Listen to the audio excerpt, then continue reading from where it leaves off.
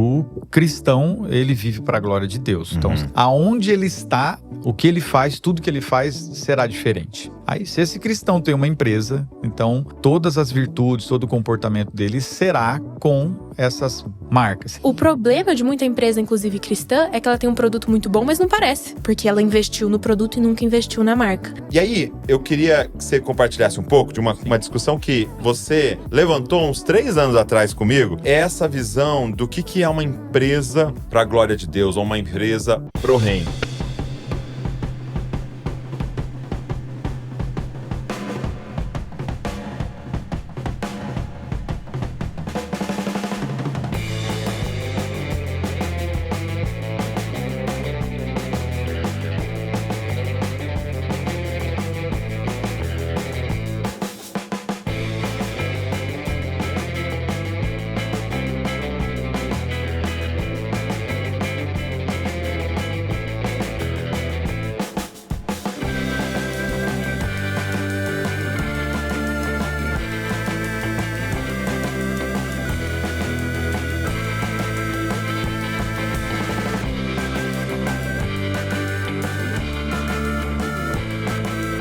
Fala galera, Dizascope, Douglas Gonçalves por aqui para mais um Dizascope Podcast, ó, toda segunda-feira, 10 horas da manhã, tá aqui com um episódio novo nessa mesa abençoada. E hoje, um episódio muito especial, porque é o episódio, gente, de número 300. Olha só que prepararam aqui para nós, pra gente comemorar 300 episódios do Dizascope Podcast. Ou seja, estamos aí praticamente há 6 anos juntos aqui, toda segunda-feira sentado nesta mesa para ouvir testemunhos diversos, de áreas diversas, sobre o que o Senhor tem feito na vida de tantas pessoas, através da vida de tantas pessoas. E o objetivo é deixar você mais parecido com Jesus e te incentivar a formar Cristo em outros. E hoje os meus convidados estão aqui porque fazem parte dessa jornada nossa. Eu conheço eles antes do Dizascope nascer e eles influenciaram profundamente o que a gente faz aqui no Dizascope. Você vai conhecer um pouquinho mais no nosso papo e eu estou muito honrado de tê-los aqui. E dizer para você,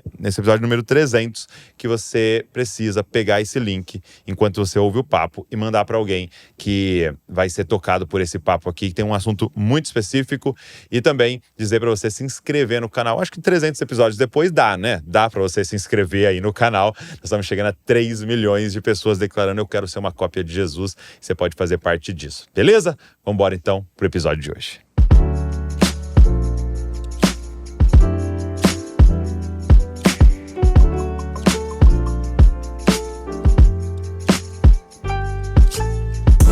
Cláudio Souto e Ana Prazer. Souto. Ana, teve algum certo bullying, assim, com o seu sobrenome? Assim? Porque Sim. me veio uma piada na hora que eu falei, não vou fazer. E daí toda vez que alguém faz, eu faço questão de falar assim, reagir como se fosse a primeira vez que eu ouvi. Por isso que eu nem fiz, porque eu tenho certeza que… Muito bom, obrigado por vocês estarem aqui. E eu nem disse pra vocês isso em off, né? Mas é o episódio número 300 nosso. E tô muito honrado de tê-los aqui, porque o Cláudio me influenciou profundamente em uma das áreas da minha vida, que foi na questão de uma paixão que sempre teve no meu coração por design, né? E eu lembro que quando eu voltei dos Estados Unidos, eu tinha 17 anos de idade. E aí, né, começar a minha vida de trabalhar e tal, né? Eu fui dar aula de inglês, mas eu dando aula de inglês, meu pai falou: preciso de alguém para trabalhar aqui no escritório, eu sei que você gosta dessa parte de design, vem trabalhar aqui, né?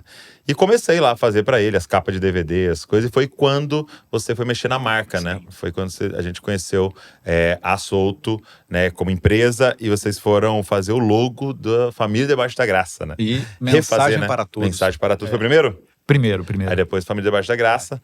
E eu lembro que eu fiquei ali então, mexendo, falando com vocês e tal, mandando manual de marca, como é que usa e tal. E foi a primeira vez que eu tive contato com alguém profissional dessa área. Então, eu lembro de ter ido na agência lá e várias vezes você me deu várias dicas e isso me abençoou muito. E lá na frente, eu percebi que isso na caixa de ferramenta do que Deus ia fazer com o Dizascope era fundamental, né? Porque a dificuldade de você começar qualquer movimento, projeto, é que você precisa de um bom designer. E não é barato você fazer algo de qualidade. Mas aí, como a gente já sabia fazer minimamente ali, deu para começar aquele processo. Então, obrigado. Você nem sabe o quanto você faz parte de tudo isso daqui. Que bom, uma honra.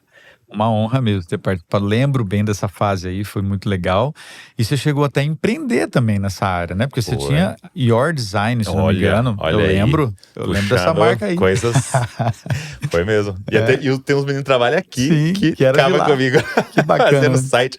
E é uma loucura, né? Porque eu lembro que um cara aqui na cidade falou assim: você mandou lá, você faz um logo? Eu falei, faço. Bora. Aí me mandou lá, era uma ferramentaria lá. Aí fiz o logo e tal, ele gostou tanto, ele falou, você faz site? Eu falei, faço. É aí que eu fiz, eu fui no shopping, comprei um livro, Como Fazer um Site. Com o dinheiro do logo, Exato. Você comprou o livro do site. Aí eu ficava lendo e fazendo o site dele, aí no final saiu alguma coisa. Legal, muito bom.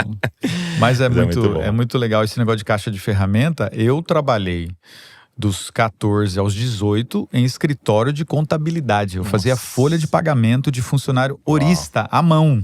Porque não tinha nem planilha. Cara, e fazia demissão, admissão. Isso me ajudou a vida inteira e ainda me ajuda.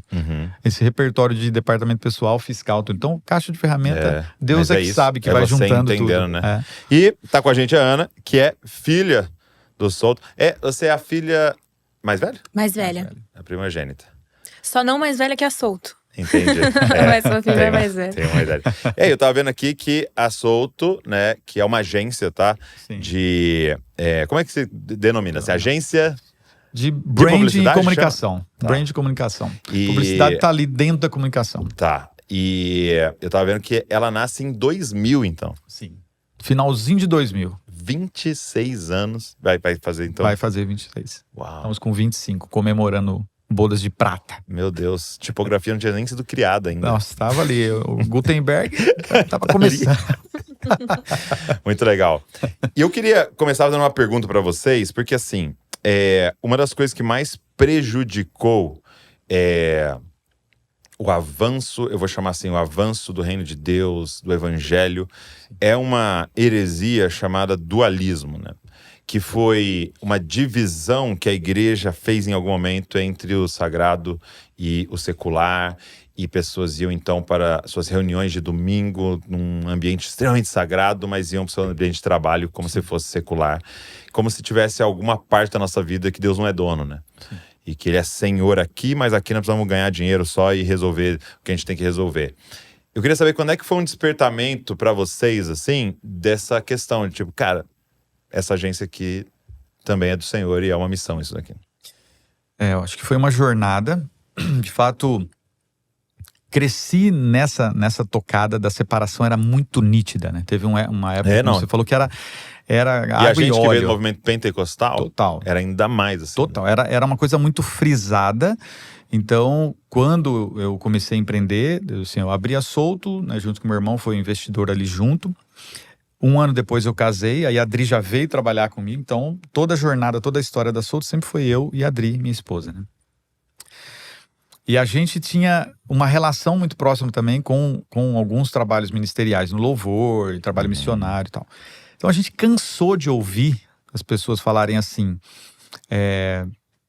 pais, olha, vocês têm um envolvimento muito legal e eu tenho certeza que um dia Deus vai arrancar vocês dessa empresa. Deus vai arrancar vocês desse mercado e vocês vão ser missionários, vocês vão ser pastores. Eu vejo isso em vocês. A gente cansou. E eu passei uma época que eu falava, amém, irmão, amém, assim seja. Então eu não tinha essa clareza. Então, porque tudo que você cresce envolvido, cara, isso vai grudando em você. A cosmovisão te engole. Engole. Então eu tinha essa separação. Eu tinha. E tanto que eu falava algumas coisas muito curiosas, assim. A gente, desde o início da Souto, até um pouquinho antes de eu abrir a Souto, eu sempre fiz alguns trabalhos para a igreja, doado, assim. Sim. Isso eu até brinco aqui, o pessoal da igreja fala assim, não, vamos usar o trabalho do Souto lá para fazer isso aqui, mas era eu que usava a igreja para aprender, entendeu? Entendi. Então eu usava mais a igreja doando os trabalhos. Dá para usar muito mais. Cara, eu fazia trabalho muito grande, né? Eventos para 4, 5 mil pessoas e no mercado normal aí de corporativo eu não fazia ainda, né? Então era trabalhos grandes. Só que eu fazia e eu comentava o seguinte, nossa, que privilégio eu tenho de poder usar o que eu sei para o reino. Pro reino. Mas numa visão de que quando eu estava fazendo um trabalho para a igreja, ele era melhor do que quando eu estava fazendo um trabalho para a igreja. Era então, mais para Deus, né? Então tinha essa divisão dentro da minha mentalidade mesmo. E aí eu acho que foi sendo transformada ao longo do tempo.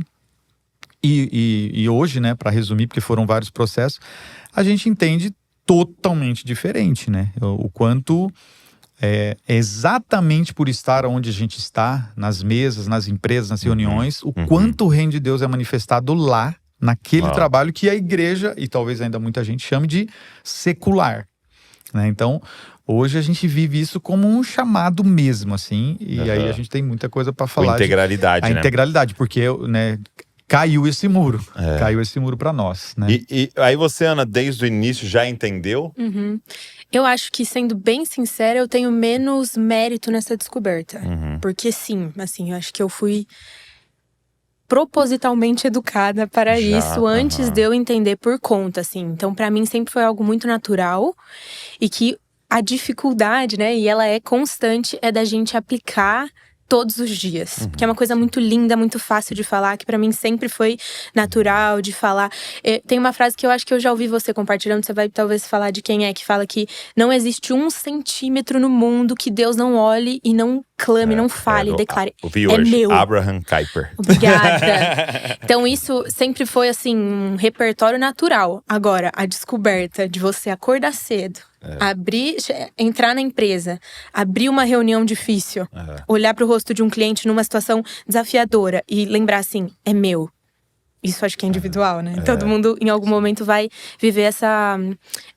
Existe o descobrir de saber e existe aquele descobrir de descer pro coração e de você aplicar. E de virar carne, né? Exato. Mas isso sempre foi pauta, assim, em casa. E é legal isso, né? Da gente ver isso daqui, porque é isso que a gente deseja, né? Você passa um período, eu passo um período nesse dualismo, entendendo, né? E aí, a gente tem a oportunidade dos nossos filhos, né? Já entrarem a partir dali. Então, você vai ter que arrumar outras coisas, mas esse aqui nós já arrumamos, então vai, pega os seus desafios, né? Mas isso é muito claro. Eu lembro uma vez liderando jovens, como isso começou a ficar claro, começou a bugar minha cabeça, né? Porque eu lembro que eu falei assim, uma noite, um sábado lá, falei, vou passar um filme pros jovens e a gente vai fazer uma discussão depois sobre a temática e tal. E tinha uma cena em que o casal lá, não tinha nada, não aparecia nada, mas eles se beijavam mais quente, lá, de forma mais quente e tal, aí passava a cena, e aí eu lembro que terminou assim, aí uns vieram pra mim, pô, como é que você passa isso na igreja?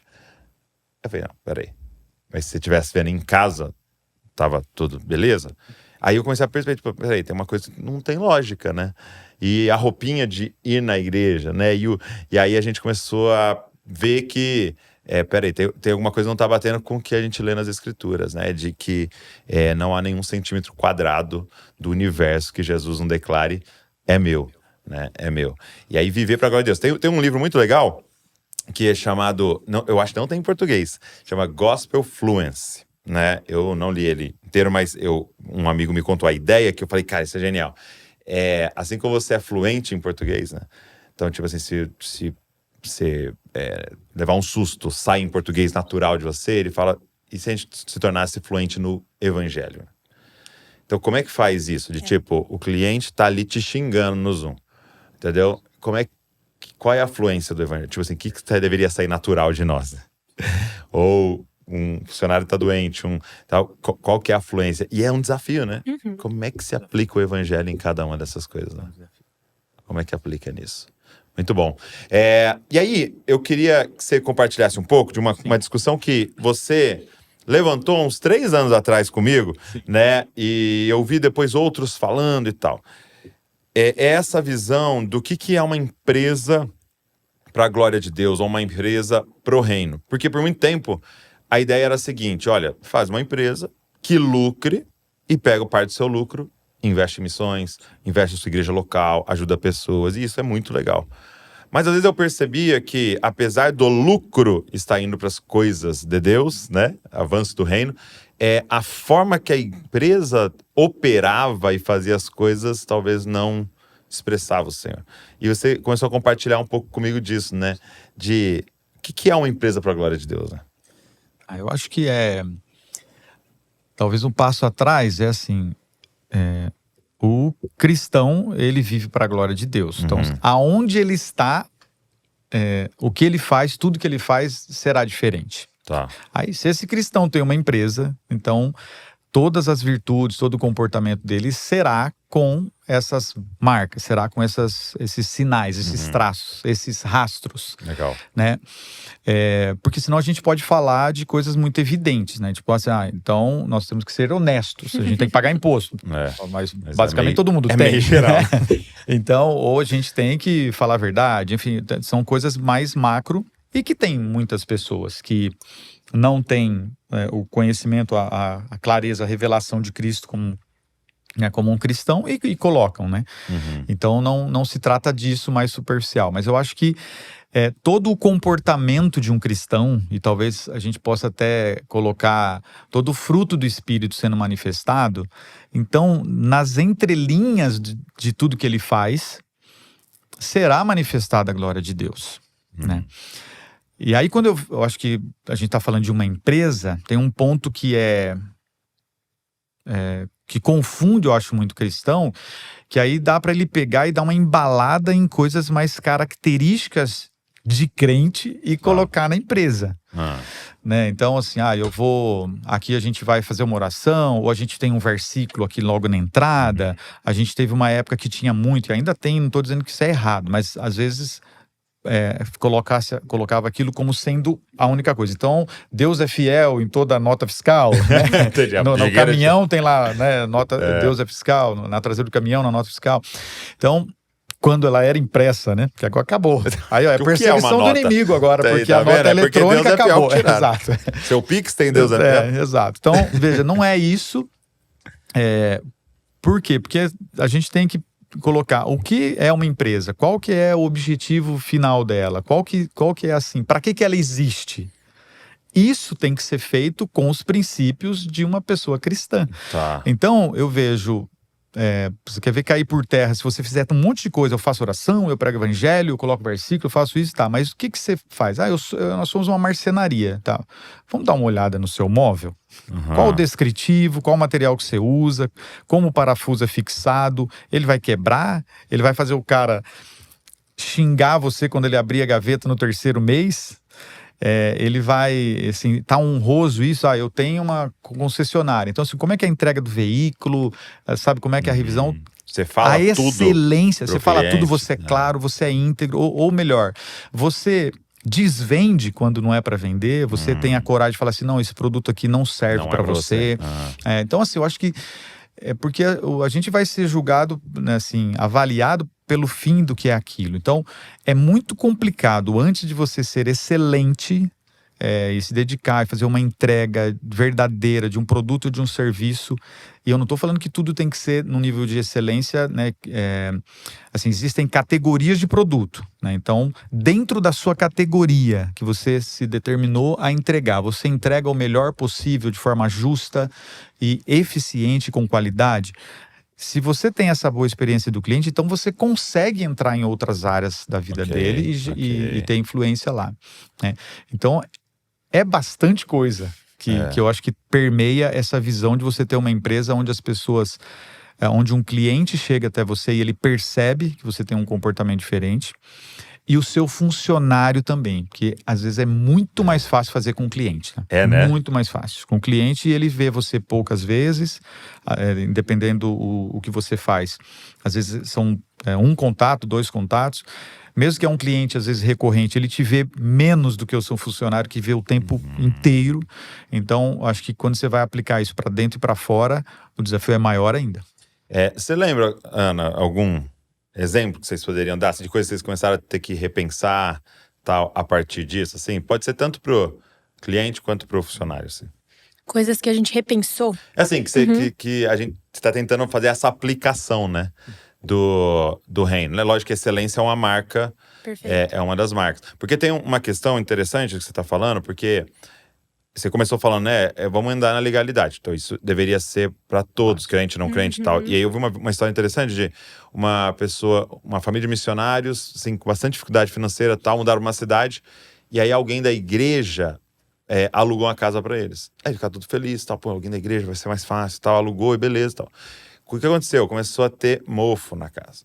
E um mofo ali assim e tal, num lugar lá. E uma das crianças era alérgica e tal. E eles chegaram, poxa, pro dono, será que você não poderia ver pra arrumar? Eu não tenho condição e tal. E aí ele puxou, tipo, um contrato. E falou assim, não, segundo o contrato, eu não preciso fazer. Então, a questão é, eu não fazer está certo, mas é imoral. Sim, É interessante, né? Porque diante dos homens, ele tem todo o direito de não fazer, porque é do inquilino, blá, blá, blá. Entendeu? Mas diante do Senhor, né? O que precisava ser feito ali, né? E aí eu acho que esse é o grande desafio, né? Desse passo a mais a gente como empresa, né?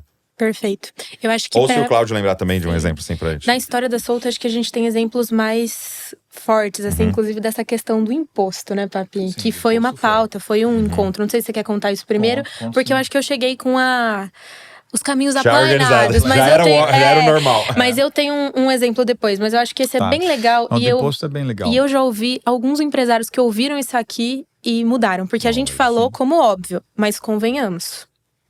Não é tão comum, não é comum como deveria dentro dos empresários cristãos, né? Da estatística cristã, infelizmente.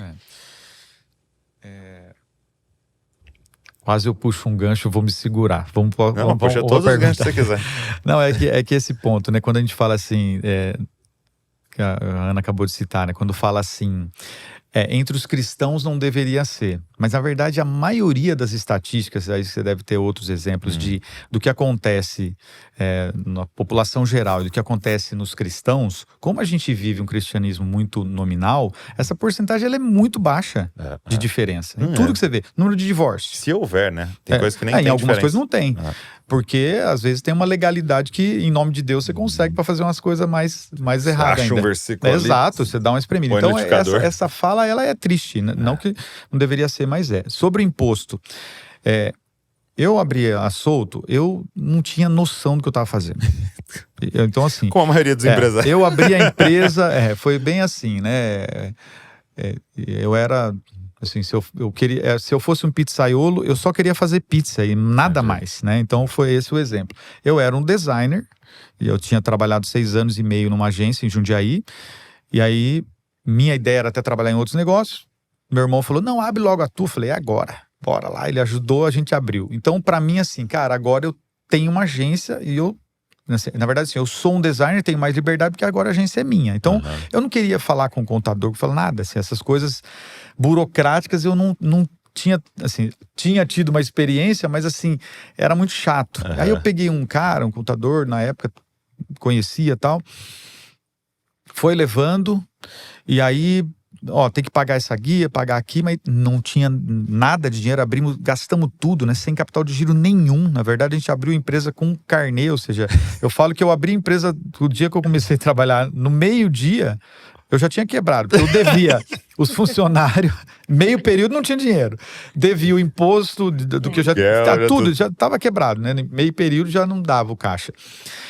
E aí a gente foi acostumando com essa dificuldade financeira e com aquela desculpa maravilhosa. Tipo assim, não, Brasil é difícil, não dá. Realmente, quer matar o empresário. Realmente, o imposto, cara, e eu fui arrastando isso. E aí o contador meu também numa dificuldade, uma fase ruim. Não, cara, isso aí depois se arruma, dá pra ajeitar. Então foi indo e a gente abriu a empresa para comer dela, literalmente. Então, extraía. A vaquinha magra não respirava a vaca.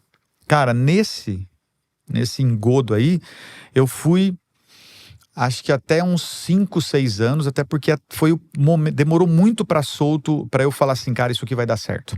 Até com 4 anos e meio, 5 anos, que é um payback aí, uma curva, que deveria ter sido muito mais curta se eu tivesse tido um planejamento. Mas com prestação de serviço, né? Aí o que acontece? Eu fui esticando, e lá com 4, 5 anos, isso começou a, tipo assim, não vai dar mais, porque eu não saio do lugar e tal. Deus é misericordioso. Começamos a prosperar, mandou oportunidades maiores ali, a gente foi prosperando, e aí eu comecei a chegar num ponto assim, meu imposto já teria que ser mais alto, e eu não tinha coragem, porque quando eu fazia a conta, eu falo, se eu arrancar, na época, sei lá, 12, 13%, é o que tá sobrando aqui, eu não consigo. Sabe? E aí eu fui uma luta, cara, espiritual muito grande, porque eu falava assim, mas eu preciso pagar. E eu preciso prosperar. Eu já tinha funcionário e tal. E eu acho que eu arrastei nesse conflito mais um ano e meio. Aí um dia eu parei e falei, cara, eu vou fazer o seguinte, não tem como, o cenário não tá mudando. 1 ano e pouco não sobra. Aí eu marquei a data, falei, ó, tava terminando um mês, eu falei, o próximo mês eu vou rodar pagando imposto. E foi uma pressão muito grande, porque toda hora eu ficava assim… a conta não bate. Não ia bater. Eu falei, não tem como. E daí tem todo aquele dilema moral que eu já vi muitos donos de empresas se apoiarem. Não, é a minha família, é meu sustento, eu vou prejudicar. O governo Será deixa pra que é depois. necessário, né? Também, o governo não é justo, isso não é justo. Eles estão tirando pra roubar E daí um monte. entra nesse discurso, né? Aí, cara, foi uma decisão. Foi só a decisão. Na hora que a gente falou, vamos virar… Rodamos um mês, pagamos, e a partir daquele mês a gente começou a pagar o imposto. E começou a sobrar da mesma forma. E foi assim um momento que a gente teve possibilidade de entrar em empresas muito maiores, com certidão negativa de débito, com guia, com nota fiscal, tudo alinhado, pronto. Foi assim onde a Solto começou a atender outro nível de cliente. Então, assim, é uma decisão. Cara, quando a gente começou o movimento de Dizascope como um CNPJ, né? Porque tem os livros, tem as vendas dos livros e tal. Então é uma organização, mas também tem essa parte dos produtos, né? E aí eu lembro que a gente procurou um contador e tal. E aí a gente começou a fazer e tal. E aí tinha lá um financeiro. E aí a gente começou já desde o início, acho que é isso, né? Aprendendo lá com meu pai, já começamos pagando tudo. Nem fazia conta, né? Falava, ó, tá aí, paga e tal. E aí eu lembro que chegando no final do ano, o contador nos fez uma reunião e tal, e ele soltou assim no meio. Cara, você acredita que de todos os meus clientes, eu tenho 2 que pagam absolutamente todos os impostos? São vocês e tal cliente. E era um ano mais de crise, assim, ele falou assim, foram os 2 únicos clientes que cresceram nesse ano. Olha. Então a conta não bate. Porque se você tá pagando mais imposto… pra você estar perdendo mais do que os outros, né? E então é isso, cara. Tem uma questão de um princípio do Senhor e ponto. Né? É porque assim, né? Não tem como você contar com o sobrenatural se você não tá fazendo certo, né? Uhum. Então assim, toda dificuldade que um empresário vai ter, ou que um homem vai ter, uma mulher vai ter, um filho vai ter, para fazer o que é certo, ele pode contar com a ajuda de Cristo. Do Espírito Santo. Pro errado, não, né?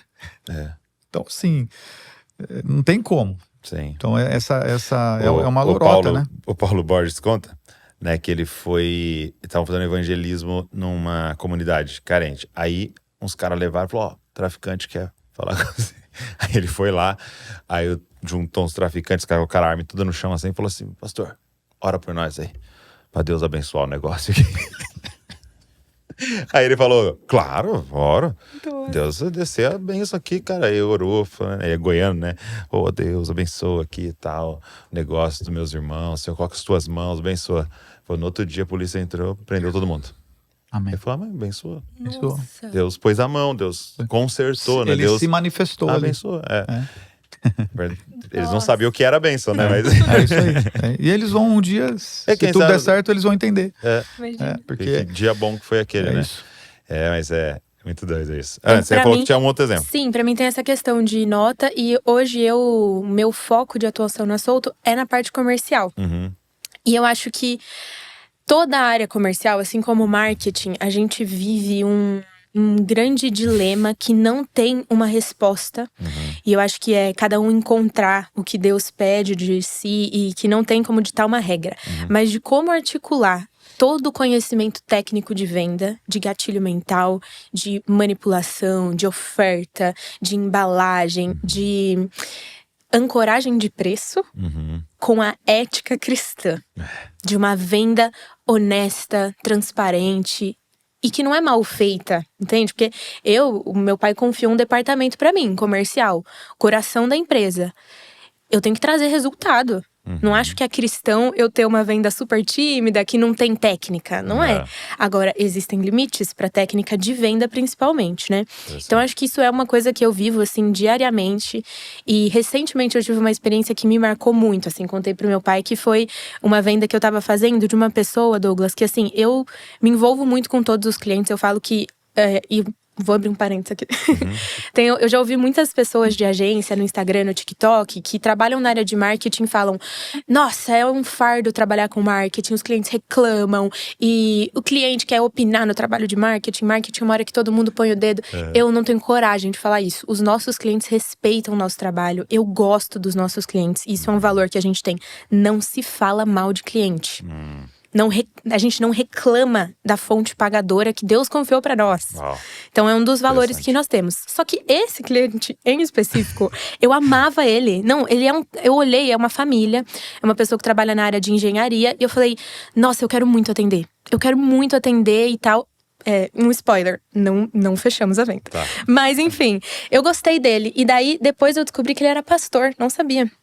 E conheci ele num evento, a esposa dele veio pra essa reunião online. E quando abriu a reunião, na minha mente veio assim: nossa, eu não tô nem aí. Eu vou falar o que eu quiser nessa reunião. Eu gosto muito dessa pessoa e eu queria muito que ele comprasse. E mais ou menos assim, desse script, eu tenho um script muito internalizado de técnica que eu fui aprendendo. Mas sabe, uma tranquilidade que eu falei assim, eu quero que ele veja a gente. E a reunião foi muito difícil.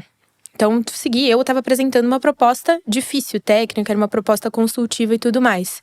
E daí, no meio da reunião, eu falando dos meus pais, falando do que a gente faz, sendo um nível de sinceridade, assim, muito escancarado, porque eu tava assim, nossa, gostei muito dessa pessoa, confio nela e tudo mais. E o homem eu conhecia, a esposa dele eu não tinha conhecido.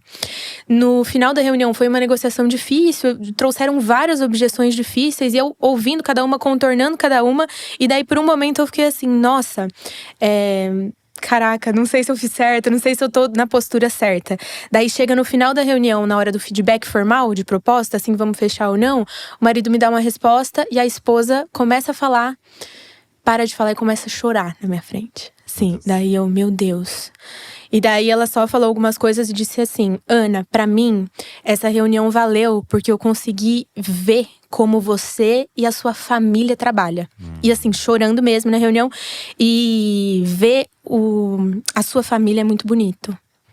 E tal. E daí assim, nessa reunião acho que foi uma experiência que eu falei, olha, a técnica tá aqui. E a gente é bem criterioso, né, quanto à técnica de venda, Só que deixar essa verdade, assim, talvez mais escancarada numa reunião, eu acho que é um chamado de Jesus pra nós. E pra gente ter a verdade escancarada, a gente tem que ser bom de verdade, né? Senão não dá certo. E esse nível da verdade, né? Tem uma verdade que é assim, não mentir é falar a verdade. Tá. Mas tem um nível de verdade que é a bandeira, que é ser muito sincero. E eu acho que isso é o que Deus pede de nós. Só que ao mesmo tempo não ser um vendedor ruim. E isso é constante. Mas, né, cara, esse é uma coisa que requer… Acho que o que Deus quer da gente é essa constante análise e meditação. E eu passei, se eu passei, perdão, me mostra, né? Então acho que é essa sensibilidade constante e com qualquer trabalho, né? Com qualquer coisa que a gente tá fazendo, né? É muito importante, assim, você falou do marceneiro, né? E aí você vê isso em construção, né? Porque tá construindo aqui, a verdade é que você não sabe por dentro aqui, né? E o cara que fez por dentro, ele tava lá sozinho e tampou, você não sabe, até que a tampa estoura o cano, porque ele pôs um cano ruim ali, mais barato, não sei o que, não era o que você tinha pedido.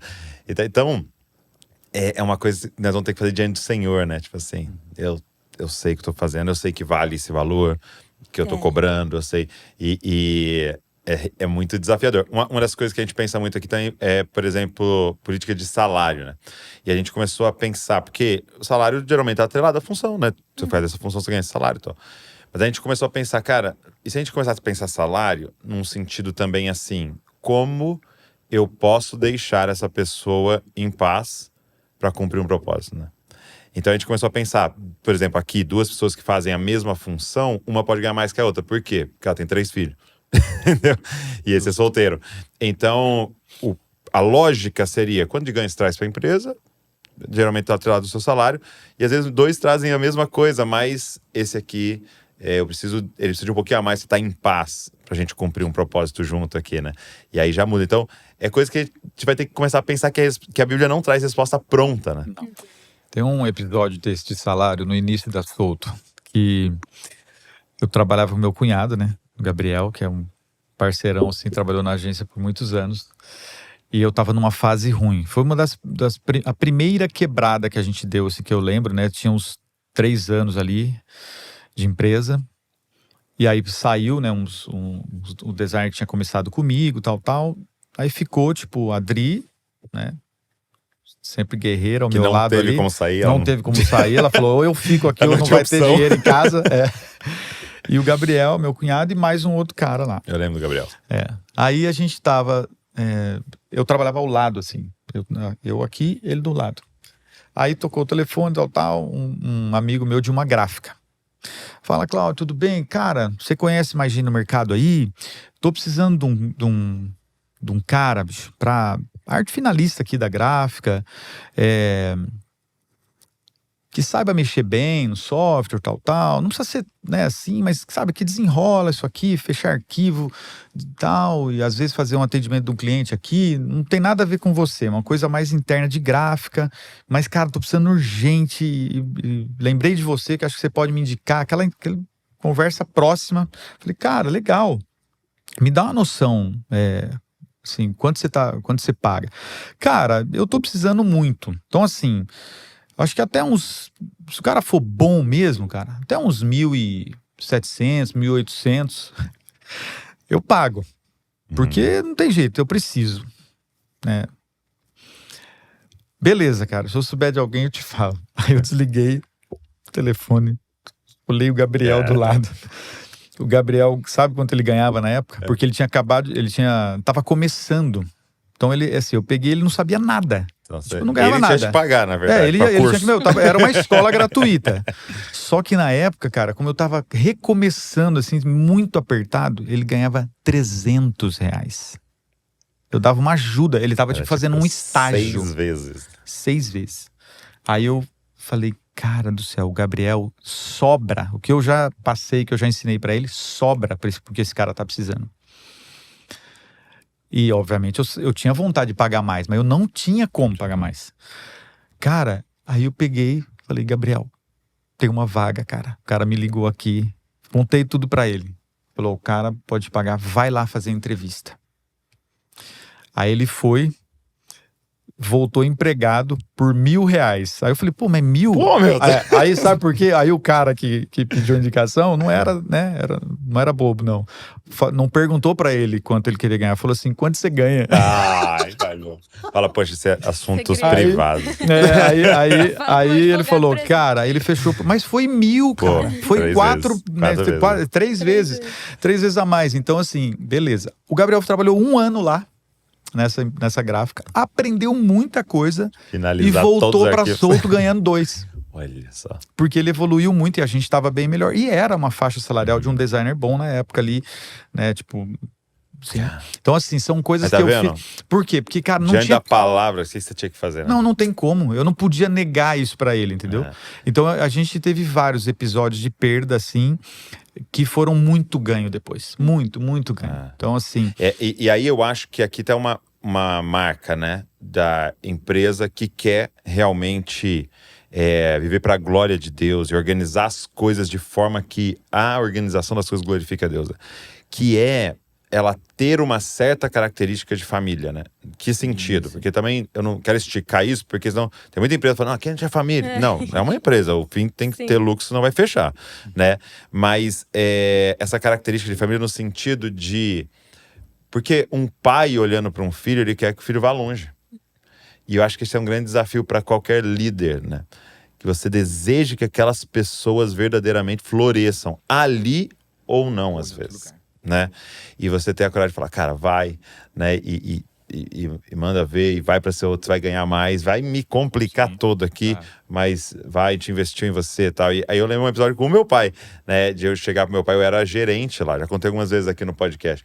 Era gerente, aí eu chegava pro meu pai e falava, pai, tô fazendo aqui o Dizascope mal feito, tô fazendo trabalho aqui na editora mal feito, tô fazendo minha família mal feito, tô viajando mal feito, né? Eu preciso fazer alguma coisa com isso, né? O que o senhor me aconselha? E eu achei que ele ia falar pra mim, cara, diminuindo nas viagens e tal, né? O projeto ainda tá começando, vamos focar aqui, seu salário vem daqui, sustenta a sua família daqui. E pra minha surpresa, ele perguntou, o que te faz feliz? O que você tem prazer em fazer? Ele me perguntou. E aí eu falei, cara, acho que que eu mais tenho prazer de fazer é pregar. Ele falou, então, treina alguém pro seu lugar aqui e vai. Entendeu? Então, imagina, ter filho ali como um gerente é muito bom. Você viaja e você sabe que tem um olho ali vendo, Bom né? demais, tá aqui, ó. Mas era isso, né? É esse olhar. E lógico que eu sou um filho dele, né? Mas eu já vi ele fazendo isso com muitas pessoas, sabe? Tipo, o que vai ser melhor pra você, né? E aí tá aí, uma coisa que é contra a cultura total. Com qualquer outra empresa, né? Que seria uma marca do que o senhor nos ensina. Agora eu queria fazer essa pergunta. Empresa familiar, né? Então você tá falando, a Adri trabalhando a vida inteira ali, e a Ana trabalhando com você lá. O que vocês aprenderam para que isso dê certo? Porque às vezes a gente vê não dando tão certo. Eu acho que é uma jornada de muitos aprendizados. Acho que principal, porque assim, vários cenários, né? Eu acho que tem família, cada um tem a sua, não tem jeito. Cada um tem a que merece, né? Já tipo disse. isso. E eu acho que a gente veio de um cenário que ele assim, representa a maior parte aí, talvez, do Brasil, que é aquela empresa que a família depende daquilo. Então você já entra num nível de tensão. Né? Você já entra assim, ó, nós precisamos fazer que a coisa aconteça porque a gente depende desse recurso. Né? Então, eu acho que isso é um elemento que dá pra você tem que dizer, no checklist você tem que colocar lá, tipo, ó, né, é sobrevivencial, é para nos alimentar, tá lá. Então, isso já é um ponto de tensão. Acho que foi acontecendo, para nós foi acontecendo muito gradativamente, os sonhos foram nascendo e desenrolando no caminho junto, né? Tanto que foi assim, a gente casou, fomos pra lua de mel, a Adri voltou trabalhando comigo já. E as funções, as coisas foram se desenrolando junto. Bem rápido veio a Ana já, né? Então a gente já... Acho que foi 6 meses veio de casamento. Eu não trabalhando, eu nascendo. Nascendo. Trabalho infantil. Trabalho infantil. Um pouquinho tinha, né? Tinha, Um pouquinho sempre tem, né? E eu acho tão bom, gente. Isso não mata ninguém, viu? É outro capítulo, mas não mata ninguém. Mas se for processar o solto que falou, tá bom. Tá fácil. Pois vou deixar os dados aqui embaixo, né? Então, aí eu acho que foi acontecendo comigo e com a Adri. Então, a gente não viu isso. Assim, foi no embalo. E a gente foi descobrindo junto. Com o tempo, começaram a vir as diferenças, porque daí vem o perfil mesmo, o temperamento, a forma com que cada um entende o trabalho, a forma com que cada um executa as funções. E eu acho que aí é um desafio grande. E nós fomos, cara, aprendendo no caminho, né? E tivemos muitos atritos, muitas divergências, tal, naturalmente. Mas eu acho que a gente conseguiu fazer um trabalho muito legal, muito bom e crescemos, né? Tipo, eu acho que os filhos chegaram pandemia, né? Depois da pandemia, na verdade. 5 anos que eu trabalho efetivamente. Então, assim, até 2019, eu vim com a Adri, trabalhando muito os dois juntos, com os atritos e com todas... assim, os atritos faziam parte, mas com toda coisa positiva, porque a gente se complementava muito bem. Essa sinergia é fundamental. Porque, assim, eu... sanguíneo, criativo, né, avoado, esqueceu, assim, o típico criativo. A Adri, colérica, de resultado, de processos, tal. Então, assim, a Souto jamais chegaria onde chegou se não fosse a nossa união. Então, se a Adri não colocasse o ritmo, o processo, a ordem, o treinamento das pessoas, mas jamais a gente chegaria onde a gente chegou. Então, assim, não teria como. A gente seria como muitas agências que depende ali do criativo para gerenciar e não teria de jeito nenhum como chegar. Então, a Adri trouxe toda a visão corporativa, ela fez o negócio evoluir, né? E eu, por outro lado, vim contribuindo para o lado criativo, que também sempre foi um pilar da Souto. A diferenciação, a inovação, as ideias e tal, e fez a gente crescer. Então, eu acho que é uma jornada, né? Aí entra muito detalhe, por exemplo, o jeito que a Adri até hoje tem a facilidade de trabalhar em qualquer lugar, em qualquer momento. Eu nunca tive. Então, para mim, isso era um choque. Chegava em casa e assim, eu precisava daquele tempo, daquele lugar e daquele ócio. Não, e a Adri, é normal. Então, sempre teve essas histórias, né? Para mim, assim, é o meu momento de descanso. Detalhe. O trabalho para uma pessoa, tipo, como a Adri, colérica, que executa e tal, não é um peso, não é uma alegria, um descanso Tem para até ela. tomar um cuidado para não dar uma Sim, fuga, né? Bom, em relação ao cuidado, a gente teve lá no Sim. meio desse processo um burnout, né, dos dois. Então, assim, 2011, com 10, 11 anos de empresa, simplesmente surtamos, né? E os dois? Eu, como sou, assim, já na trajetória toda um pouco mais lento, foi bom, porque eu demorei mais para surtar. Então, a Adri surtou rápido, intensamente. O seu download do surto Não, veio o mais meu de- foi gradativo. Então, Entendi. enquanto ela foi saindo e ficou uns 2 anos fora para se cuidar mesmo e tal, eu demorei. Então, meu surto demorou para eu descer e demorou para eu sair também. Eu lembro de você ter me contado. Mas foi uma fase muito difícil. É. Tudo fruto do quê? De falta de visão, de gestão. Então, assim, no geral, né, tô contando aqui as mazelas todas, mas eu acho que é maravilhoso. Uhum. Eu penso que se você dá um passinho para trás, se olhar os modelos que tinha aí há alguns anos, né, tipo 200 anos atrás, era o natural, só assim, era o praticamente. empreendedorismo. Primeiras empresas do mundo, né? era tudo Foram assim. né? E eu acho que é muito bonito, né, é muito lindo. Eu acho que Deus se revela muito nesse modelo. Tem um testemunho, né? É um testemunho vivo. Interessante. A gente colhe muito isso. E eu acho que o mais legal é você identificar isso no futuro e vir já corrigindo e fazendo acordos no caminho. Tá, agora deixa eu fazer uma pergunta, porque assim, você contou agora, praticamente você e a Adri, né? E é o que você começou, você introduziu, era uma necessidade. Sim, existia esse pilar da necessidade que amarrava ali, né? A Ana não. Né? Você poderia ter escolhido não trabalhar ali, né? Tipo assim, Ana, vamos passar fome, vem aqui trabalhar na Soto. Provavelmente não foi isso, né? Não. Por que você escolheu estar lá? Eu acho que… Porque, sendo assim, era uma vontade que eu tinha. E dando até de conselho, assim, para as pessoas, o que eu vejo? Que tem que querer para dar certo. Exato. Se o filho não quer, tá tudo bem. E isso a gente sempre teve, né?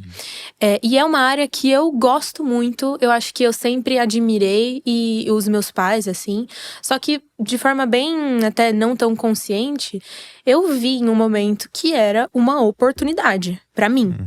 De ganhar de mais dinheiro mais rápido. De aprender coisas mais rápido. E de alguma forma, honrar o que os meus pais já tinham construído, assim. Contribuir, né, pro avanço, né? Exato. Interessante. Então, foi uma vontade. E daí, até falando dessa questão de acordos, assim, de conselhos, da nossa trajetória, eu acho que tem 2 coisas, assim, que a gente aprendeu. Uma, a gente não aprendeu junto. A outra, eu acho que a gente aprendeu junto. Uma foi me ensinada. Que é assim, a família vem primeiro. Então, pra nós… O que isso significa? E o que isso significa é muito interessante, porque é diferente do que parece, né? É que em qualquer ambiente que a gente tá, o ponto da família ainda é mais importante. Por isso, não importa com que cliente que eu tiver na frente, eu vou chamar meu pai de pai. E não de Cláudio. Tá. E não de chefe, não Então, de você não fazia o essa nosso diferenciação, CEO. tá. Então, assim, pai é pai, filho é filho. Se a família vem primeiro, se família é mais importante do que empresa, quando eu tô na empresa, é primeiro meu pai, depois meu chefe. E não primeiro meu chefe, depois meu pai. Interessante, legal. Essa discussão é uma discussão, assim. Eu conheço várias pessoas que têm uma visão diferente, mas pra nós, assim, não funciona. É como se eu quebrasse, como se na hierarquia da vida, primeiro ele foi meu pai, depois ele foi meu chefe. E não importa em qual ambiente, primeiro ele é meu pai. Só que família vem primeiro significa também que a cobrança chega primeiro para a família, né? A responsabilidade chega primeiro para a família. O ônus chega primeiro para a família e o bônus também. Então, eu vejo empresas que só o ônus chega primeiro pra família. Tem a parte boa, eles tratam como se fosse Machuca errado muito, ter um privilégio. Eu vejo empresas que só chega o privilégio. E daí fica um filho mimado, que não tem nepotismo essa… ali, Exato. Então, eu vejo que tem parte boa, tem parte ruim. As 2 coisas precisam ser claras pra todas as partes. E que… ele sempre vai ser primeiro meu pai, assim. Isso é bem intangível, assim. Mas eu acho que é a forma que eu não conseguiria trabalhar de outra forma, sabe? Fica como um desrespeito, uma desonra, assim, sabe? Como se eu estivesse invertendo as coisas. E soa estranho, né? Pra mim, sim. Soa estranho. A gente já teve… já tive cliente que ele chamava… nesse exemplo bem simples, no tratamento. E o tratamento… Bem simples, entre aspas, né? Porque o tratamento… ele revela muita algo coisa. O poder do profundo, nome, Exato. né? E aí a pessoa chamava, né, o pai dele pelo nome. Né? Então é muito estranho isso. Eu entendo que tem um motivo e pode até ser bem embalado, mas é muito estranho, sabe? Por quê? Porque é isso, é a hierarquia das relações, né? E alguém já me falou, olha, não fala tanto do seu pai, tira sua autoridade, não chama de pai, diminui sua autoridade profissional, e pode ser uma confusão para muitos cristãos. Na minha perspectiva, não. E no final, pra gente, e a gente tá começando a colher isso muito mais, atrai os clientes, as pessoas vêm por conta disso, nos perguntam sobre isso. E o segundo ponto, de forma bem prática, pra eu não me alongar na fala. Então, mas só antes de você entrar no segundo, tem uma lógica, porque assim, até depois você pensar, poxa, eu tô falando com a filha, né? Eu acho que, eu entendo essa questão, pode parecer menos profissional, porque isso aqui, mas ao mesmo tempo, no nível de confiança, né? Não tô falando com a filha, né? Não tô falando com alguém que semana que vem vai estar lá, vai estar fora. É muito provável que essa daqui seja muito difícil de sair desse processo aqui e tal, e que pode expressar muito mais a visão do cabeça que começou tudo do que outros funcionários. Então, é interessante esse processo. Agora, o que é o segundo? O segundo é uma clareza de divisão de funções, com acordos pré-definidos e uma autonomia de decisão. E não dá pra fazer isso no começo. Por exemplo, quando eu entrei na empresa, eu tinha 18 anos, eu sempre tive muito perto, sempre acompanhei muito evento, fui em reunião. Mas quando eu entrei pra trabalhar, eu não tinha autonomia de decisão nenhuma, e tá tudo bem. Eu passei por vários departamentos e tudo mais. Chegou num momento que a gente começou a ter dificuldades de trato, assim. Era desgastante, porque eu tinha uma visão, e é normal, a segunda geração vai ter uma visão complementar. E o meu pai é uma pessoa muito aberta, muito inovadora. Tem pessoas muito mais difíceis no sentido de tradicional e tal. Mas de que eu não tinha uma autonomia clara de decisões que eu poderia tomar sozinha. E eu também, ao mesmo tempo, como essa divisão não existia, eu me sentia corresponsável por muitas coisas. Entendi. E eu acho que isso é uma dor do filho terrível. De que a gente realmente faz tudo, né? Muitas vezes quando eu converso com a segunda geração, qual que é teu cargo? Da pessoa dar risada, né? E eu acho que é parte da família, é parte do ônus. Tem que mesmo, assim, sobrepor funções de forma natural, assim. Não tem como você não querer fazer isso. Mas aí, no ano passado, assim, a gente chegou numa divisão de áreas muito legal. E eu acho que toda empresa familiar, conforme vai crescendo, precisa ter isso. Não que seja final, mas de que em todo momento, cada uma das pessoas tem que ter. Até aqui eu decido sozinho, aqui eu te consulto. A palavra final dessa área pode ser sua, até aqui, até com essa verba, até com esse impacto. A partir dessa verba é do meu pai, porque hoje eu não sou sócio do meu pai, né? Eu sou filha, mas ele é CEO, ele tem a palavra final. Só que tem algumas áreas que eu tenho uma autonomia de decisão. Essa clareza, gente, é uma paz. É essencial. Essencial. E é interessante uma coisa que eu aprendi de forma mais ampla, até, por exemplo, a gente tem aqui o Na Mesa, né? Você é um dos módulos você dá lá sobre identidade visual das igrejas e tal. Uma coisa que eu comecei a perceber, que quanto mais meu amigo, mais eu tenho que me preocupar com o contrato. Sim. Porque pareceu o contrário. Sim. Quanto mais distante a pessoa precisa se preocupar com o contrato. Nossa, meu amigo, faz aí, grava aí. Só que, o que acontece? Passa os anos, a gente não lembra mais de nada, de quanto que a gente combinou, o que a gente não combinou, o que foi mesmo, como é que foi. Porque e aí pode estragar um negócio preciosíssimo que era a nossa amizade, né? Então eu comecei a perceber que por proteção, a nossa é uma coisa que é muito mais cara do que o curso, vamos colocar na mesa. Então, vai ser assim, tá legal? Sim. Tá beleza? Tá. E vários amigos falam, não precisa. Não, precisa. Porque para daqui a 10 anos, 5 anos, eu e você lembrarmos o que a gente combinou, né? E estarmos muito em paz com isso daqui e tal. Então, faz muito sentido isso, né? A gente não ter medo de ser claro, né? Sim. Porque e é difícil essa questão do filho. Eu vejo isso como, às vezes, o filho de pastor, né? Que você tem a experiência de um estagiário e a ousadia de um filho. Exatamente. Equilibrar. E porque o estagiário não entra na sua sala e fala, muda não sei o quê. Mas os filhos... Não, eu acho que a clareza, cara, ela é... Assim, e as pessoas que têm, talvez, o meu perfil, né? Eu lutei muito pra isso, assim, porque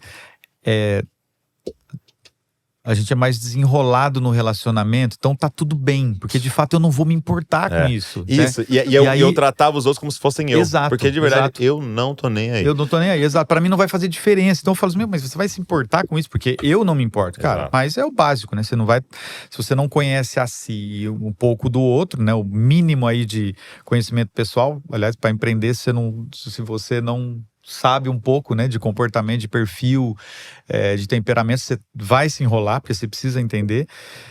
Então, essas regras, né? Como são flexíveis para mim, tipo, e eu sei dar conta dessa relação, pra mim não me machuca, cara, feria muito, por exemplo, o perfil da Ana ou o perfil da Dri. Então, assim, cara, os acordos, a separação na solta, isso ajudou demais. E, cara, Legal. como isso é lindo, porque isso é profissionalismo. Isso é bom, tem que estar definido, tem que estar certo. E ainda tem que ter os limites, né, da alçada. Porque, olha, então é até aqui.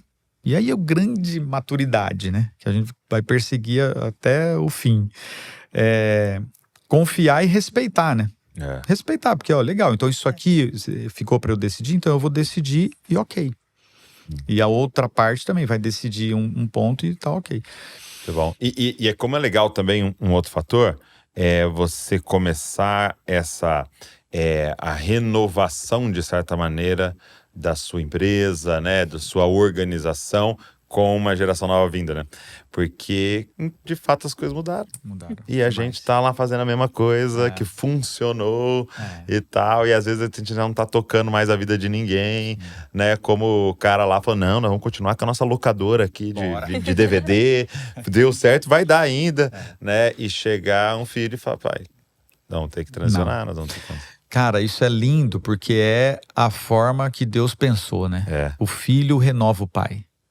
Os filhos renovam, ele traz outro clima. Eu, né, já falei isso para Ana em outras oportunidades, mas assim, 20 anos cansa, né? 20 anos, pô, é uma jornada, é um processo, e sou muito feliz, sou muito realizado com o que eu faço, né? Muito mesmo, gosto, e porque para mim é uma coisa muito natural, assim, gosto demais, me sinto privilegiado, assim, com estar nessa área. Gosto muito, me identifico muito.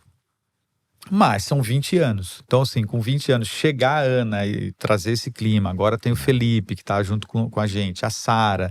Então, trouxe outro clima, né, ali para mim e pra Dri. E toda uma nova perspectiva. E a Sara trabalham também? Estão lá também. É mesmo? O Felipe também tá lá. O Felipe é designer e tá para começar outros projetos comigo também de produto. E a Sara também trabalha junto com a Ana no comercial e um pouco no marketing. Exato. Ainda temos um outro podcast. Outro podcast. Eu acho bem mais, parênteses, né? Bem mais fácil pai e filho do que os pares, por exemplo, irmãos ou casal. Porque o pai e o filho, pra mim, sempre teve uma hierarquia óbvia. A autoridade tá bem clara ali, né? Parênteses. Fecha parênteses. Muito legal. Aí eu queria que você falasse um pouco, né, pra galera aqui, do que o Senhor foi te dando nesse caminho sobre marca, né? Sobre identidade, sobre essa… Eu gosto muito de como você coloca ali, também dessa roupa da empresa e tal, né? E como você começou a explicar e definir, depois até você me conhece, se eu estiver enganado, era o seu TCC que foi… Isso, minha monografia. Era a monografia, né? De MBA, de MBA, da marca como pessoa. Mas antes de você falar, porque foi o Cláudio que refez o logo do Dizascope, né? Até vocês postaram esses dias, foi bem legal. Eu desenhei lá no início, né? Mas aí ele refez… o logo, a agência refez, assim, e deu uma roupagem nova, foi muito legal, né? E, inclusive, eu lembro quando eu olhei, agora que a gente tá bastante com o novo, né? Aí você olha pro antigo, parece Barrabás, realmente, o antigo. Parece Barrabás, eu falo. A gente foi ali, foi uma libertação. Foi interessante. Não, Jesus lá entrou de forma mais profunda. Redimiu. E aí eu queria fazer um convite para todo mundo que tá aqui. Seguinte, esse papo aqui, a gente tá entendendo que ele precisa ir de uma forma ainda mais profunda. Então, vai aparecer na sua tela aí, nós vamos fazer um evento sobre vocação empreendedora e vai estar o Cláudio com a gente, eu vou estar, a Carla Furlan, que é do Barney Lodge Café, que é uma cafeteria conhecidíssima do Brasil, e o João Otto, que é da O Bruder, que é essa empresa de café. Nós vamos estar juntos para falar sobre isso. A gente está chamando de marcas do reino, né? Marcas do reino, e até nesse sentido duplo de que a marca que você lidera seja do reino e que a empresa que você lidera tenha marcas do reino, né? Então, nós queremos ter esse encontro e, de verdade, se abrindo nosso coração, a gente está entendendo em Deus que é para juntar essa galera que toca a vida de pessoas através de empresas, e seja o cliente, seja o fornecedor, mas principalmente os seus funcionários, para a gente falar disso, porque a gente precisa que o reino de Deus, com muita intencionalidade, vá florescer nesses lugares. Então a gente vai conversar sobre isso dia 19 de agosto, às 19 horas. Vou deixar o link na descrição para você se inscrever, tá? Vai ser um tempo online, é aberto, é gratuito para todo mundo. E se você tem interesse nesse assunto, eu queria que você se inscrevesse aqui, o link tá na descrição. Beleza? Então, Marcas do Reino, Vocação Empreendedora, 19 de agosto, às 19 horas. Tá lá no Instagram também, um banner lá. Mas aí eu queria que você falasse um pouquinho mais pra gente sobre isso.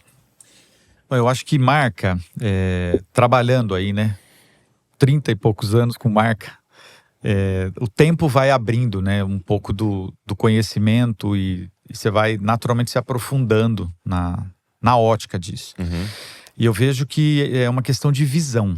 Então a gente trata muito isso, né? A gente tem um evento, o Epic Day, e a gente sempre fala que a marca é uma visão que o empresário tem que assimilar. Tá. E passar a olhar o negócio dele na perspectiva de construção de marca e não na construção de empresa. Então uma empresa, ela é assim, fácil de se entender. Se você abrir um galpão, tá cheio de máquina, tá cheio de coisa, pega uma confecção, por exemplo, tá aqui o galpão, tá todas as máquinas lá, né, de tecer, às vezes costureira, um monte, corte, tudo tá ali. A empresa está ali. Isso não tem nada a ver com marca. Tem muitas marcas de roupa que não tem uma costureira. Né? Não compra um carretel de linha. Não tem um endereço, né? Não tem um endereço, às vezes, da indústria. Ou seja, né, se há essa diferença em todos os negócios, né, para as pessoas que têm negócio aqui pensar. Você tem um negócio, você tem uma empresa, você tem uma marca. Okay. Às vezes, naturalmente, isso vai junto. Mas se você não tem uma visão de construção de marca, isso pode dar um desalinhamento muito grande, né? E aí a gente tem muito mais para falar sobre isso. Mas vamos dizer que você entendeu, então, o peso da marca e você está construindo uma marca. Eu acho que só uma pausa vale trazer essa definição. O que é uma marca, então? Perfeito. Então, a marca... Ótimo, filha. A marca, diferente da empresa, ela é um conjunto de percepções que você tem em relação a um produto que essa empresa entrega. Ou a experiência, né, que você tem com ele. É esse conjunto de coisas. Isso pode ser de um movimento. Por exemplo, Dizanscope, às vezes, tem pessoas que ainda cometeram o erro de não comprar nenhum produto físico. Isso é absurdo. Né?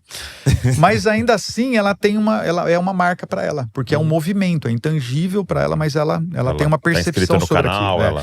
Então pode ser sobre uma empresa ou uma marca, mas é isso, é aquele conjunto de experiências, sensações que você viveu com aquela marca, e isso com essa empresa, e aí aumenta, né, ou diminui a percepção de valor que você tem sobre essa marca. E você vê que o produto ele é um canal para isso, né? Então a marca ela é mais intangível. Já aproveito para dizer que não é o logotipo, tá? Porque daí também as pessoas falam assim, nossa, eu desenvolvi a minha marca. Chamar o desenho de um logo. O primeiro, você acabou de abrir empresa, a marca já está pronta. A marca nem existe ainda, né? Conceitualmente. Existe o logotipo. Então, assim, até usando o português, poderia falar que é a marca que deixa nas pessoas? Sim. Lá no sentido original, sim, porque vem da marca de gado lá, da origem, né? Tipo, de você marcar, literalmente. Se você marcar o cérebro das pessoas, tipo, tá lá, eu tô colocando essa mensagem, essa experiência. Qual marca que eu deixo no coração das pessoas? Exato. Com essa organização. Então, esse é o conceito. E aproveitando a nossa pausa técnica, assim, esse é o conceito de branding, né? Brand é marca. E branding é a marca no gerúndio. Se a gente precisasse traduzir, o que é muito difícil, seria marcando, né? O que é fazer branding? É ficar marcando. Marcar o quê? a cabeça das pessoas, né? Então a gente fala, a tua empresa tá nesse endereço, nas lojas, na franquia que você tem, nos canais e tudo mais. A marca tá na mente dos consumidores, dos fornecedores, dos colaboradores. Então, o que a gente constrói de memória, de experiência, de repertório é a marca. E é isso que faz, muitas vezes, a empresa vender mais. Se crescer, se sustentar, cobrar um preço justo e ser escolhida. Né? E até uma coisa bem difícil, assim, né, na questão das empresas é fidelidade, né? Recorrência, É né? porque, cara, se você entra num processo de, por exemplo, de briga por preço, nossa, é uma carnificina, né? Porque aí alguém consegue na China lá, aí o outro sonega imposto, então ele vai ter um preço menor que o seu, e não sei o que, então você entra nessa guerra. Agora, quando há uma marca deixada, né? Você fala, não, eu quero esse aqui. Eu vou ser fiel. Eu lembro uma vez que com um e-mail lá no início do Zescope que me despertou, assim. Eu lembro que eu fazia vídeos no YouTube e tal, e uma das coisas que o senhor colocou muito no nosso coração nós precisamos fazer essa geração ler. Uma das coisas que traria uma sustentabilidade para o projeto e o financeiro e tal, e também cumpriria a missão, era vender livros, né? Então, eu lembro que eu peguei um livro do Francis Chan, Mundo Cristão, Louco Amor, e fiquei lá, falando, gente, esse livro aqui, você tem que comprar e tal, é muito maravilhoso, e não sei o que e tal. Vou deixar o link aqui da loja do Zescope, você pedir aí, beleza. Aí uma moça mandou um e-mail. Ela falou, deixa eu falar pra você uma coisa. Eu assisti seu vídeo e fiquei... quero muito esse livro e tal, não sei o quê. Aí que eu fiz o que eu sempre faço. Entrei no Google e comecei a pesquisar. E achei alguns sites que era mais barato do que tá lá no Zescope, né? E quando eu fui comprar, eu parei e pensei, por que eu vou comprar em outro lugar? Foi eles que me abençoaram. E aí eu fui lá e comprei na loja, mesmo tendo R$5 mais caro. Aí me despertou. Falei, opa... Então não é pra gente entrar numa briga. Gerou valor. Perfeito. É pra gente gerar marcas na vida das pessoas. Exato. E aí, estendendo, né, aonde cai então? Se você resolveu toda essa questão e tem essa visão de construção de marca. Você começa a ter autoridade, influência na vida das pessoas. Você começa a desfrutar, né, de uma venda mais sadia. Porque não é o caso de você ter um ganho, né, absurdo. Não estou falando que toda marca, toda empresa que trabalha vai ser uma grife e vai vender um produto que poderia custar 5 mil por 50 mil. Não se trata disso, mas é você ter um ganho sadio, né, um ganho saudável para que o negócio se sustente. Aí você vai ter mais poder de influência interna, externa, você vai ter mais poder de mídia, né, e vai ser um formador de opinião. Interessante. A partir do momento que uma marca é uma mídia, ela tem uma responsabilidade de transmitir conceitos. E aí você vê hoje como esse meio, né, de criação, da publicidade, de mídias sociais e tal, ele tá, assim, largado, né? Tipo assim, acho que foi uma das áreas de conhecimento e de cultura tal, que o cristão, talvez pelo primeiro assunto nosso do dualismo, abandonou e falou, cara, isso aqui não é para nós. Então a gente vê marcas com ações, né, no mercado, que você vê que não é só para faturar. Você vê grandes marcas globais, às vezes, fazendo um trabalho de divulgar conceitos. E se você analisa, só chegar um pouquinho perto, você fala assim, cara, esse cara pregando. aqui... Eles estão pregando e pregando forte. E não é pelo dinheiro. Entendeu? É pelo conceito. E aí a gente vê um monte de marcas cristãs que nem traz isso em pauta, ele nem enxergar isso, o cristão enxerga. E ele tá ali, às vezes, comunicando de forma amadora, de forma errada, ainda para sobreviver, ou aqueles que estão gerando marca talvez não abriram os olhos para isso ainda. Então, assim, essa visão da marca do reino, quando ela foi nascendo assim na minha cabeça, foi por isso, assim, sabe? Acho que Deus foi me incomodando, viu? Olha o poder que cristãos, né, empresários que têm marcas influentes, se juntando, o quanto que eles podem ser, não só, né, tipo, comunicar o produto da forma correta, o serviço da forma correta, mas serem, assim, usar todo o recurso que eles têm como mídia e de influência. Porque uma campanha de Dia dos Namorados, o que acontece no mercado é uma tragédia, assim, de conceito. Uma campanha do Dia dos Pais, o quanto de piada você já não viu errado, Dia das Mães e tudo. Então, assim, o quanto as marcas poderiam ter, e não tô dizendo para pôr, né, tipo assim, João 3,16 na campanha do Dia dos Namorados e tal, mas não é isso, o conceito, aquela sutileza dos valores conservadores da família cristã e tal. Por quê? Porque o progressismo faz isso e faz isso muito bem. Acho que quando a gente fala do Dizascope, quando a gente fala da família debaixo da graça, né, e tal, fica um pouco mais fácil porque é muito direto, né? confessional. Você tem algum exemplo, assim, que você teria liberdade de dar, assim, de marcas que você já trabalhou e que tem levado uma essência, assim? Ou talvez você não trabalhou, mas que é um case muito interessante para você, ou para vocês. Eu acho que está muito ligado a comportamento. Então a gente tem alegria em dizer, né, hoje que a Solto tem clientes assim, todos os clientes fixos da Solto e os que vão chegando, né, e passando por ali quando é um projeto de brand temporal. Sim. A gente vê que tem muitos que traz assim na cultura, no dia a dia, valores cristãos. E não necessariamente, de novo, você precisa estampar um versículo, ser convencional. Mas aí eu acho que tem ali, sabe? Se eu vou fazer, né, a exemplo, uma campanha hoje pro Dia das Mães, eu faço questão de incentivar o nosso redator ou a empresa a fazer um texto que de fato valorize a figura da mãe. Tem ali o honra pai e mãe. Tem. Entendi. Né? Então, Dia dos Namorados, Dia dos Pais, Natal. Então, Natal, faço questão, é maravilhoso, né? Um texto de Natal, ele não pode ser aquela coisa ralé, né? Tipo assim, rasa. É o momento onde você entrega. A bola quicou, né? Exato. Então, é o seu momento. E eu acho que depois em tudo, né? Assim, aquela piada que você tem que perder, que o mercado não perde. Aquele duplo sentido que jamais uma empresa cristã usaria, né? E depois eu acho que no tratamento, né, Douglas? Eu acho que no dia a dia, tratamento com o funcionário, né? Eu acho que é muita coisa, né? A Ana falou muitas marcas. A Ana até falou num momento em relação à verdade, né? Uma experiência minha também, que é legal. Por muito tempo, primeiro bloco, né, primeiro fase da Solto, eu me orgulhava de dizer assim, ó, a gente sempre fala a verdade. E eu tenho clientes eu tenho um cliente que a gente atende desde que começamos. Nosso né? cliente 01, tá com a gente há 25 anos, todos os meses. E é muito curioso que várias vezes ele testemunhou isso em outras reuniões para outras pessoas. Falou, não, é bom, é fácil trabalhar com o Cláudio, né, com a Solto, porque eles falam sempre a verdade. Então, se ele errou, tá aqui, tal, e isso facilita a nossa vida, né? E então a verdade sempre foi um valor pra gente. E aí eu passei aquela fase de falar a verdade mesmo que eu errava. Aí, né, um dia a Adri me chamou, né? Depois de uma palestra minha até, a Adri me chamou e falou assim, interessante isso, mas veja só, não é grande coisa você falar a verdade de um erro que você teve. Parabéns por não fazer mais do que a sua obrigação, tipo isso. Porque, veja só, o correto seria você trabalhar para não ter esse erro. Porque não adianta você passar a vida inteira falando a verdade sobre um erro. Né? Falando me perdoa, né? Então, ou inclusive hoje, aí nos últimos tempos, a gente mudou e corrigimos até esse valor da verdade da Solto e passou a ser integridade.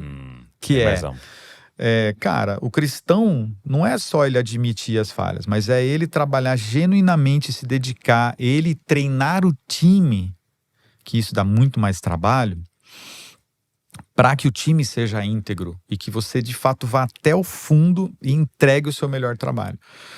E a gente continua, né, com a possibilidade do erro, é verdade. E a possibilidade do erro vai existir ali. O ser humano, onde o ser humano está, né, via de regra, vai ter um errinho. Mas isso mudou muito a Solto. Mudou o comportamento nosso, mudou a visão dos funcionários, né? E o treinamento, ele é contínuo em cima disso. Olha, a gente tem que olhar e falar assim, não, o que a gente faz para que de fato a gente consiga se orgulhar quando a gente termina, né, de forma íntegra. Eu dei de fato o meu melhor. Isso é outra marca de uma empresa do reino. Eu acho que, assim, uma bandeira que a Solto levanta, e a gente é sempre muito claro quanto a isso, então não chega, praticamente. Mas hoje a gente tem um acordo, assim, eu não assino nenhuma peça, nenhuma campanha que vai desrespeitar qualquer valor bíblico. Então, se um cliente pedir, a gente vai ter que ter essa conversa difícil de falar, olha, essa data, não vai sair daqui. Entendi. Isso é inegociável pra gente, né? E falando de clientes, a gente tem vários clientes que são cristãos, a gente tem vários clientes que não são.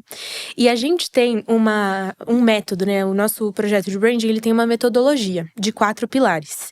E é bem interessante falar isso, porque para nós, o projeto de branding, a comunicação da empresa, ela precisa ser extraída e comunicada. Então, quando a gente vai construir a marca, o nosso principal objetivo é deixar aquela marca mais a cara dela mesma. Entendendo, e tanto que o método tem 4 pontos, né? Essência, posicionamento, identidade e comunicação.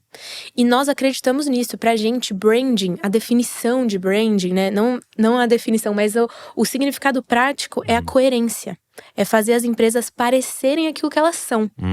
E o maior problema dos empresários é assim… não tem uma propaganda enganosa. Exato. Só que o problema de muita empresa, inclusive cristã, é que ela tem um produto muito bom, mas não parece. Parece muito amador, porque ela investiu no produto e nunca investiu na marca. Então ela não consegue comunicar o valor que ela tem. Essa é a nossa especialidade. Inclusive, a gente não trabalha hoje com geração de demanda, de lead, de tráfego, de social media. Não é nossa especialidade. A nossa especialidade é geração de valor. Branding, posicionamento, embalagem, campanhas e tudo mais. Nessa questão, isso tecnicamente é o que a gente acredita. Então eu não posso colocar um valor que é meu no meu cliente.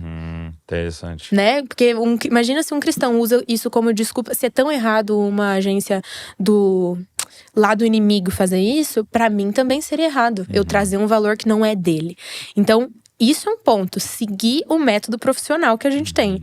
Agora, dentro do método, a gente sempre vai ser incentivador de… Sendo bem aberta, revelar o Cristo que aquele cliente carrega. Entendi. Né? E cada um tem o seu. Alguns muito confessionais, muito literalmente cristãos. Outros não, mas que a gente vê. Esse cliente é ético, esse cliente tem, por exemplo, um apreço com a segurança. Eu tenho um cliente que ele não é cristão confessional, mas ele é uma pessoa que me ensinou muito sobre honra. Ele é honroso, né? Você sabe de que eu tô falando. E quando a gente foi fazer os valores, eu falei, precisa ter honra no valor da empresa. É uma coisa que ele tem e a gente consegue identificar. Mas tem um caso que eu quero contar. Que é um cliente confessional que a gente tem e que ainda não foi lançado, o rebrand vai ser lançado nos próximos dias ou meses.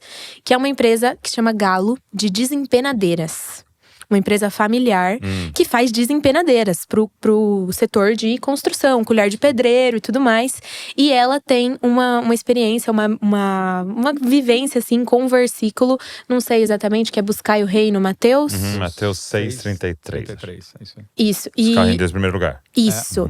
E ela coloca esse texto no site, em todas as peças, pregado na empresa. E é uma coisa que, assim, o produto é de extrema qualidade, mas que ela, pessoalmente, faz questão de levar essa mensagem específica que talvez Deus tenha chamado ela para propagar e colocar esse versículo onde ela puder. Então é um exemplo bem legal para quem quiser conhecer também. Muito bom. Obrigado, gente. Muito Tempo bom. abençoado. Tô muito feliz. Dia 19 nós vamos estar junto, então, no Marcas do Reino. Esse encontro, 19 às 19 horas, tá? Então, todo mundo que tá interessado nesse papo, quer ir mais fundo, a gente vai ter outros convidados aqui, vai ser um tempo maravilhoso que o senhor tá preparando para nós. Eu vou deixar também aqui na descrição os contatos, tá bom? Do Cláudio, da Ana e da agência do Souto, para você conhecer mais o que eles têm desenvolvido e também manda perguntas para eles lá, conversa com eles, continuar essa conversa maravilhosa. Meu amigo, obrigado. Não somente pelo podcast, mas pela amizade, por esse tempo aí. Muito bom ter você aqui no episódio 300 aqui. Marcado. Junto com a gente nessa mesa. Obrigado a você que ficou ouvindo, nos assistindo. Deus continue abençoando você e que você possa deixar marcas aí, marcas de Cristo por onde você passar. Deus abençoe você e não se esqueça, você é uma cópia de Jesus. Valeu. Tô aqui para agradecer você que está sempre aqui com a gente no podcast Jesus Copy. Eu espero que você tenha sido abençoado pelo nosso canal e eu queria te fazer um pedido. Será que você poderia se inscrever aqui no canal? A gente pega às vezes as estatísticas, a gente sempre vê que tem um grupo muito grande de pessoas que assiste, mas não é inscrito. Quando você se inscreve, é uma forma gratuita de você dizer, isso aqui é relevante e nos ajudar a alcançar mais pessoas. É uma forma maravilhosa de agradecer se você é abençoado pelo movimento Jesus Copy. Agora, tem mais uma forma de você poder abençoar tudo que está acontecendo aqui, se tornando um membro aqui do canal Jesuscop, se tornando um Jesuscopes, né? E você pode, então, ser membro, você vai estar contribuindo financeiramente para toda a equipe que está por trás aqui trabalhando, produzindo conteúdo para mais pessoas se parecerem com Jesus. Então, se você pode fazer isso, vai estar abençoando muito o movimento Jesuscop. Então tá aqui, é só você clicar e se tornar um membro do nosso canal Jesuscop. Deus abençoe você.